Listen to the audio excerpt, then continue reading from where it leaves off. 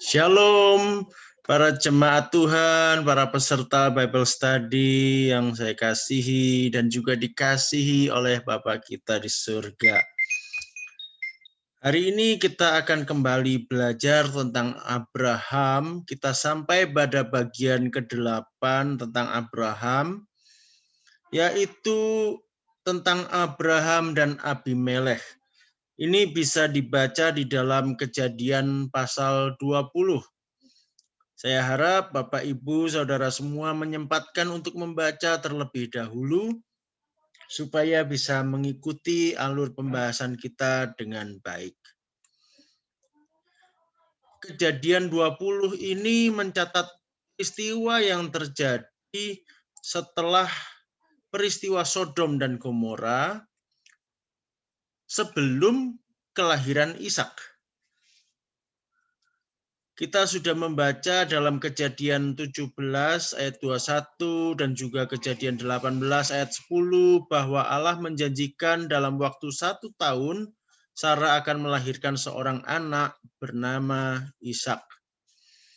Karena pada Kejadian 20 Ishak belum lahir, kemungkinan besar peristiwa ini terjadi pada saat Sarah mungkin belum mengandung, atau mungkin juga saat Sarah baru mulai mengandung, ya. Nah, saat itu Abraham beserta Sarah pergi ke wilayah orang Filistin yang disebut Gerar, ya. Saat itu yang berkuasa di Gerar adalah Abimelekh. Abimelekh dalam Kejadian 20 ini kemungkinan besar, ya, menurut penelitian itu bukan suatu nama pribadi, tetapi suatu gelar untuk raja atau penguasa di wilayah itu. Kata Abimelekh sendiri dalam bahasa Ibrani terdiri dari kata Abi dan Melekh, ya. Abi itu bapak, Melekh itu raja. Jadi artinya Abimelekh ini bisa bapakku adalah raja, atau bisa juga bapak dari raja, atau mungkin juga ayahanda raja, yang mana kita tidak tahu pasti. Tapi yang pasti nama ini terdiri dari bapak dan raja, ya. Cuman kalau melihat beberapa kemungkinan arti ini, kata Abimelekh memang kemungkinan di sini adalah sebuah gelar, ya. Walaupun nama Abimelekh ini nanti ada muncul lagi beberapa kali dalam sejarah Alkitab, ya. Tetapi yang di dalam Kejadian 20 ini lebih cenderung pada sebuah gelar. Dan ini sesuai juga dengan Kejadian pasal 26. Gelar ini juga dipakai oleh penguasa wilayah yang sama, yaitu wilayah Gerar, di zaman Ishak, di dalam Kejadian 26, ya. Itu terjadi setelah kematian Abraham, jadi generasinya sudah berbeda. Ishak sudah dewasa, Abraham sudah meninggal. Jadi kemungkinan besar Abimelekh yang dimaksud pun sudah berbeda, tapi sama-sama sebutannya Abimelekh dan sama-sama penguasa di wilayah itu. Jadi Abimelekh itu adalah gelar untuk penguasa saat itu, ya. Saya jelaskan ini supaya tidak terjadi kebingungan, karena banyak yang bingung. Kok di Kejadian 20 ada Abimelekh, di Kejadian 26 ada lagi Abimelekh di zaman yang berbeda. Dan kasus yang terjadi mirip juga. Nah, sekarang sudah jelas, ya. Nah, peristiwa apa yang penting di dalam Kejadian 20 ini? Kita akan mempelajari kesalahan Abraham. Ya, Abraham itu disebut bapak orang beriman, disebut sebagai seorang nabi, Tetapi ternyata seorang nabi pun bisa salah. Kita akan melihat sebuah tabiat dosa, licik, berencana. Nah, saya sebut demikian. Bayangkan sebuah tabiat dosa.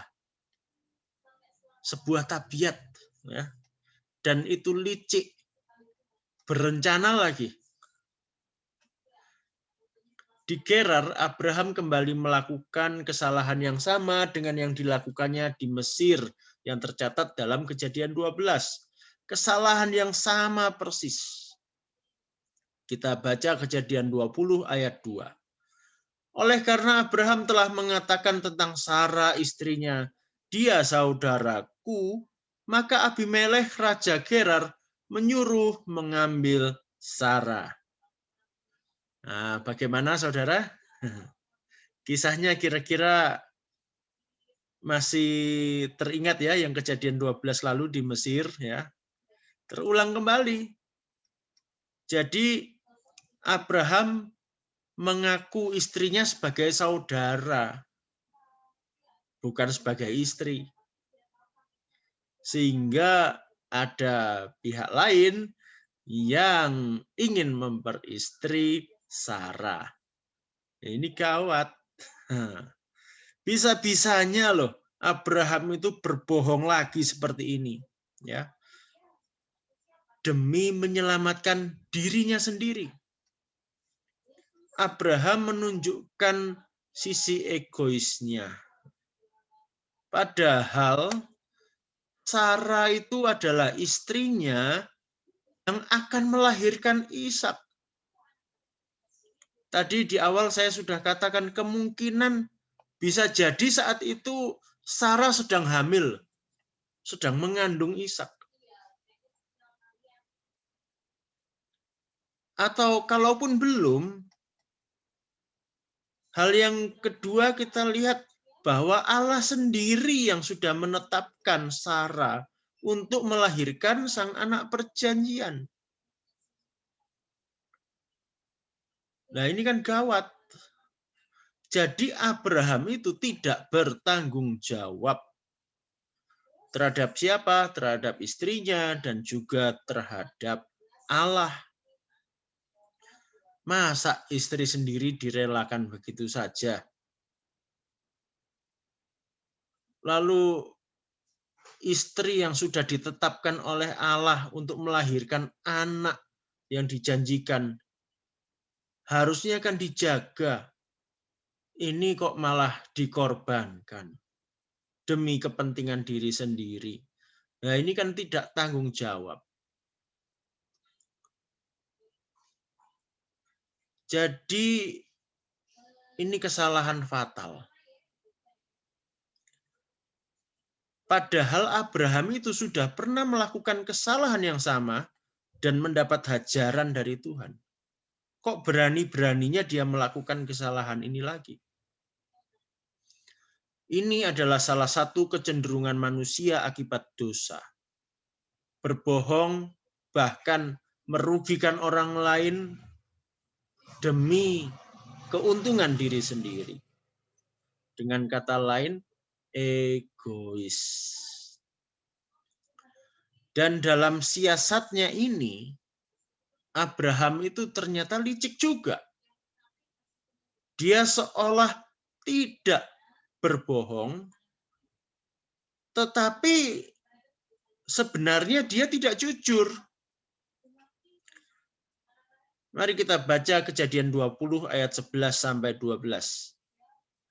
Lalu Abraham berkata, aku berpikir takut akan Allah tidak ada di tempat ini. Tentulah aku akan dibunuh karena istriku. Lagi pula ia benar-benar saudaraku, anak ayahku, hanya bukan anak ibuku, tetapi kemudian ia menjadi istriku. Ya, hal ini juga sudah saya singgung ketika kita membahas Kejadian 12. Ya, kejadiannya mirip. Nah, jadi Abraham ini mengatakan bahwa Sarah adalah saudaranya, Itu tidak salah, memang dia saudaranya, tetapi informasinya tidak lengkap. Abraham tidak mengakui dengan jujur bahwa Sarah adalah istrinya. Ini sama kasusnya dengan yang suka bilang OTW, on the way. OTW dari mana dulu, lagi ditunggui orang, nggak datang-datang, terus WA bilang OTW. Ternyata masih OTW dari kamar ke kamar mandi, baru bangun. Nah, kita tidak boleh seperti itu. Kita harus jadi orang yang tulus dan jujur.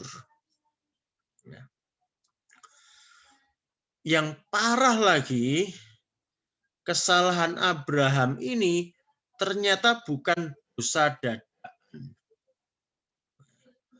Karena itu saya sebut berencana. Kita baca Kejadian 20 ayat 13. Ketika Allah menyuruh aku mengembara keluar dari rumah ayahku, berkatalah aku kepada istriku, tunjukkanlah kasihmu kepadaku, yakni katakanlah tentang aku di tiap-tiap tempat di mana kita tiba. Ia saudaraku. Jadi ini kejahatan berencana. Sebuah konspirasi jahat. Bahkan Sarah pun terlibat dalam dosa ini karena menuruti rencana Abraham. Kalau dalam dunia hukum, kejahatan yang berencana itu lebih berat dibandingkan yang tidak berencana. Jadi ini kesalahan fatal dari Abraham. Apakah Allah membiarkan? Apakah Allah setuju dengan perbuatan Abraham? Perhatikan ayat ini. Kejadian 20 ayat 6. Lalu berfirmanlah Allah kepadanya dalam mimpi. Nya di situ adalah Abimelekh ya. Berfirmanlah Allah kepada Abimelekh dalam mimpi, aku tahu juga bahwa engkau telah melakukan hal itu dengan hati yang tulus. Maka aku pun telah mencegah engkau untuk berbuat dosa terhadap aku. Sebab itu aku tidak membiarkan engkau menjamah dia. Jadi jelas Allah tidak setuju dengan semua kesalahan Abraham yang saya sebutkan tadi. Allah mencegah kesalahan ini berlanjut lebih parah hingga menyeret Abimelekh juga. Allah bahkan mengakui Abimelekh itu tulus dalam niatnya memberi istri Sarah. Berarti yang salah siapa? Ya jelas Abraham.